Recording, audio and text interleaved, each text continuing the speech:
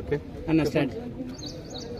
827 వార్డులో జై బాబు జై భీమ్ జై సంవిధాన్ అనే కార్యక్రమం ద్వారా ఈ కాలనీలో ఉన్నటువంటి సమస్యలు కానీ అదేవిధంగా 2 డివిజన్లో ఉన్నటువంటి సమస్యలతో పాటు స్వతంత్ర పోరాటంలో అమరులైనటువంటి త్యాగమూర్తుల ఫలితము వాళ్ళ గురించి చరిత్ర గురించి తెలుసుకోవడానికి ఇప్పుడున్న నవ సమాజానికి తెలియజేసే కొరకు ఈ కార్యక్రమాన్ని దేశవ్యాప్తంగా కూడా నిర్వహించడం జరిగింది. అందులో భాగంగా 8వ వార్డు 27వ వార్డులో ఈ కార్యక్రమాన్ని నిర్వహిస్తున్నాం.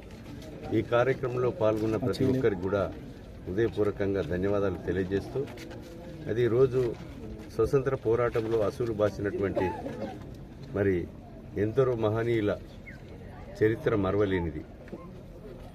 ఈరోజు గాంధీజీ లాంటి వ్యక్తులు, నెహ్రూ లాంటి వ్యక్తులు స్వతంత్ర ఉద్యమంలో పోరాడి బ్రిటిష్ వాళ్ళను తరిమి మనకు స్వతంత్రం తెచ్చి ఈరోజు డాక్టర్ బాబాసాహెబ్ అంబేద్కర్ గారు నెహ్రూ ప్రధానమంత్రిగా ఉన్నటువంటి సమయంలో కార్మిక శాఖ, న్యాయశాఖ, వ్యవసాయ శాఖ మంత్రిగా పనిచేసి కార్మికుల కొరకు మరి చట్టాలను తెచ్చి ఈరోజు ఎస్సీ, బీసీ, ఎస్టీ, మైనారిటీ, బడుగు బలహీన వర్గాలకు రిజర్వేషన్ కల్పించి వారి యొక్క రాజ్యాంగం ప్రకారంగానే ఈరోజు బడుగులకు, బలహీన వర్గాలకు, అట్టడుగున అణగారిన వర్గాలకు న్యాయం జరుగుతూనే కాకుండా ఈరోజు ఆర్టికల్ 3 ప్రకారంగా తెలంగాణ రాష్ట్రాన్ని కూడా ఏర్పాటు చేసుకొని ఆ గొప్ప మహనీయుని ఇంకా వారి ఆశయాలను అమలు చేసే దిశలో ఉండాలే ప్రభుత్వాలు తప్ప కేంద్ర ప్రభుత్వంలో పనిచేసేటువంటి ప్రధానమంత్రి మోడీ, అమిత్ షా లాంటి వ్యక్తులు డాక్టర్ బాబాసాహెబ్ అంబేద్కర్ను కించపరిచే విధంగా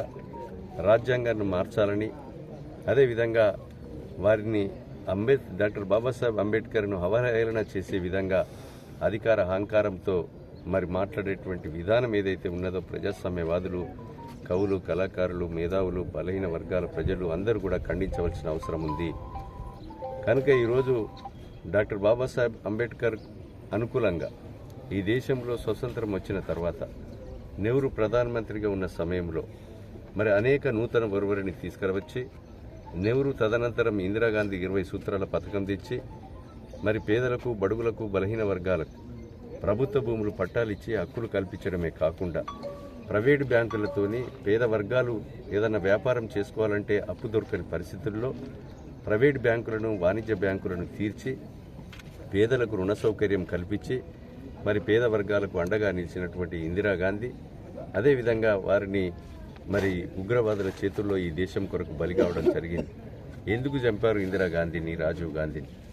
పాకిస్తాన్ మన దేశంపై తిరగబడ్డప్పుడు మా దేశం మీద తిరగబడితే ఎవరిని ఉపేక్షించేది లేదు, కబడ్దారని హెచ్చరించి పాకిస్తాన్ మరి మట్టి కరిపించి కాళ్ళబేరానికి తీసుకొచ్చినటువంటి ఉక్కు మహిళ శ్రీమతి ఇందిరాగాంధీ గారు.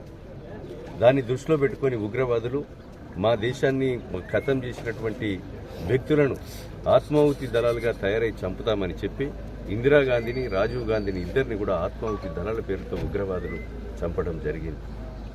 ఈ దేశం కొరకు అనేకమైనటువంటి ప్రాణ త్యాగాలు చేసినటువంటి నెహ్రూ కుటుంబం రాజీవ్ గాంధీ ఓటర్కు 18 సంవత్సరాలకే కల్పించి అదేవిధంగా ఈ యొక్క కంప్యూటరీకరణ, సెల్ సిస్టాన్ని తీసుకొచ్చి అదే నూతన ఒరవడిని తీసుకొచ్చినటువంటి వ్యక్తి ఇద్దరు కూడా రాజీవ్ గాంధీ, ఇందిరాగాంధీ ప్రాణ త్యాగాలు చేశారు. వారి యొక్క రాజీవ్ గాంధీ కుమారుడు రాహుల్ గాంధీ 2 సార్లు ప్రధానమంత్రిగా అవకాశం వచ్చినా మన్మోహన్ సింగ్ అవకాశం ఇచ్చి దేశం నాకు ముఖ్యం, పదవి ముఖ్యం కాదని చెప్పి ఈరోజు కన్యాకుమారి నుంచి కాశ్మీర్ వరకు పాదయాత్ర చేసి 35 సీట్లతో ఓటమి చెంది ప్రతిపక్ష నాయకుడిగా ఈ దేశంలో ప్రజల కొరకు, ప్రభుత్వం కొరకు, రైతాంగం కొరకు మరి పోరాడుతున్నటువంటి సందర్భం మనందరికీ తెలుసు. కాబోయేటువంటి రోజుల్లో ఈరోజు ఒక స్వతంత్రం తెచ్చిన పార్టీగా, తెలంగాణ ఇచ్చిన పార్టీగా ఈ దేశం కొరకు నెహ్రూ 12 సంవత్సరాలు జైలు జీవితం అనుభవించి ఇందిరాగాంధీ, రాజీవ్ గాంధీ ప్రాణ త్యాగాలు చేసిన కుటుంబంగా మన ఇప్పుడున్న నవ సమాజానికి తెలియజేసి రాబోయే రోజుల్లో 2029లో రాహుల్ గాంధీని ప్రధానమంత్రిగా చేసే దిశలో అన్ని వర్గాల ప్రజలు అడుగులేయవలసిందిగా నేను కోరుతున్నాం. నేటి ఈరోజు కేంద్ర ప్రభుత్వంలో మోడీ మహిళలు వాడుకునేటువంటి, మన కుటుంబాల్లో వాడుకునేటువంటి నిత్యావసర వస్తువుల మీద కానీ, రైతులు వాడుకునే ఎరువుల మీద కానీ, ప్రతి వస్తువు మీద హోటల్లో బువ్వ తిన్నా, ఆఖరికి హాస్పిటల్లో పోయి మనము మందులకు డబ్బులు కట్టిన, బిల్లు కట్టిన, చెప్పులు కొన్నా, ఈరోజు మనం వేసుకునే దుస్తులు కొనుక్కున్న, ఆఖరికి చనిపోయినటువంటి శవం మీద బట్ట కప్పిన, జీఎస్టీ పన్నేసి రక్తం తాగుతూ రాక్షసంగా ఈ ప్రభుత్వం, కేంద్ర ప్రభుత్వం అవలంబిస్తుంది. కానీ దీన్ని మనము ఒక ఆలోచన చేయవలసిన అవసరం ఉందని సందర్భంగా తెలియజేస్తున్నాం. సంవత్సరానికి 2 కోట్ల ఉద్యోగాల పేరుతో 11 సంవత్సరాలు 22 కోట్ల ఉద్యోగాలు ఇవ్వకుండా నిరుద్యోగ యువతకు మోసం చేసినటువంటి చరిత్ర బీజేపీదని సందర్భంగా తెలియజేస్తున్నాం.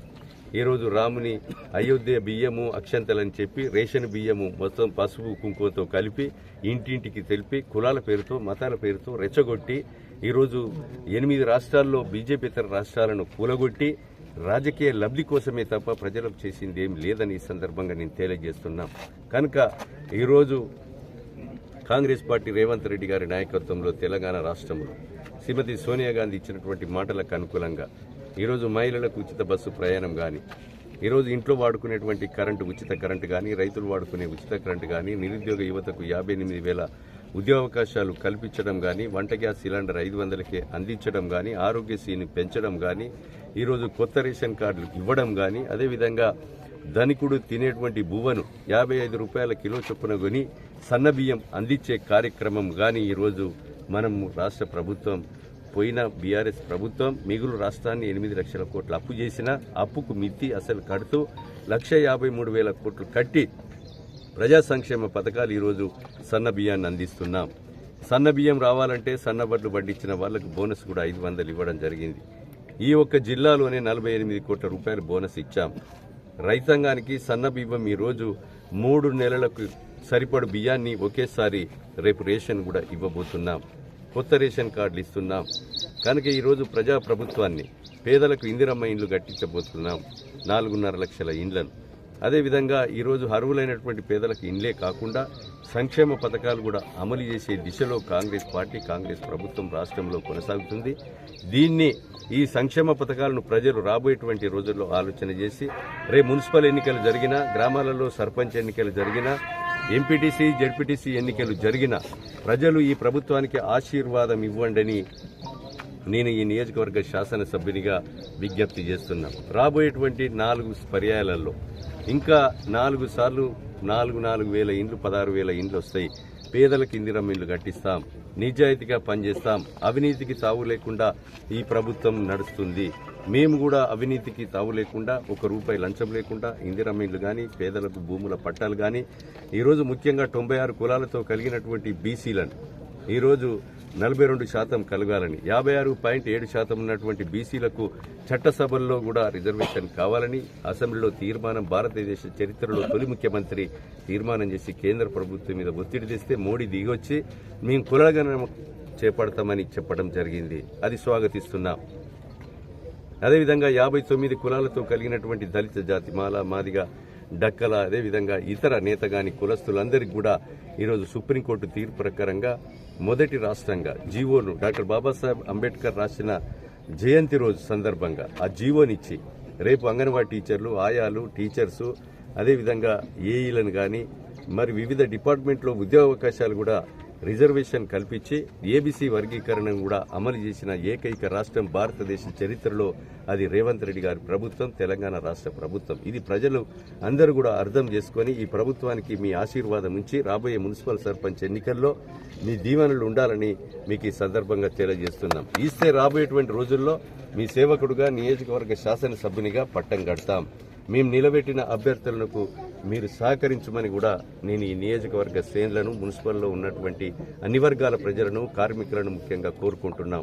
కనుక ఈ విషయాన్ని ఆలోచన చేసి మరి మీరందరూ కూడా విజయవంతం చేయాలి. ముఖ్యంగా ఇక్కడ రేషన్ షాప్ కూడా మేము బియ్యం ఎక్కడికో పోవాలని మాకు తెచ్చుకోవడానికి ఇబ్బంది అవుతుందని ప్రజలు కోరితే, ఇక్కడ స్థానికంగా ఉన్నటువంటి మా నాయకత్వం కోరితే మీకు ఎంబడే ఈ రేషన్ షాప్ను కూడా ఇప్పుడు ప్రారంభించబోతున్నా, మీకు ఇబ్బంది రాకుండా చూడాలని. అదేవిధంగా రేషన్ షాప్తో పాటు మీకు కొత్త రేషన్ కార్డులు కూడా ఇస్తాం. అదేవిధంగా కొత్త రేషన్ కార్డులలో మీరు కొడుకుండి కోడల పేరు లేకున్నా, లేకపోతే మనవడో మనమరాలు వచ్చినా, లేకపోతే భార్య భర్తలు సంసారం చేస్తూ 2-3 పిల్లలున్నా ఆ పేరు లేకపోతే ఆ పిల్లల పేర్లు చేర్పించేసి మనిషికి 6 కిలోల చొప్పున బియ్యం కూడా సన్న బియ్యం అందించబోతున్నాం. అదేవిధంగా ఈ సన్న బియ్యం కార్యక్రమం 5 సభ్యులుంటే 1,530 రూపాయలు అవుతుంది. 10 మంది సభ్యులు కుటుంబంలో రేషన్ తీసుకుంటే ఒక్కసారి రేషన్ తీసుకుంటే 3,400 రూపాయలు అవుతున్నాయి. అంటే మేము ఈ పేదలు ధనవంతుడు తినేటువంటి బువ్వను పేదోడు తినాలనేటువంటి ఒక దృఢ సంకల్పంతో కాంగ్రెస్ ప్రభుత్వం రేవంత్ రెడ్డి గారి నాయకత్వంలో ఇవ్వబోతుంది. ప్రజలు అర్థం చేసుకుని ప్రభుత్వానికి ఆశీర్వాదం చేయవలసిందిగా విజ్ఞప్తి చేస్తున్నాం.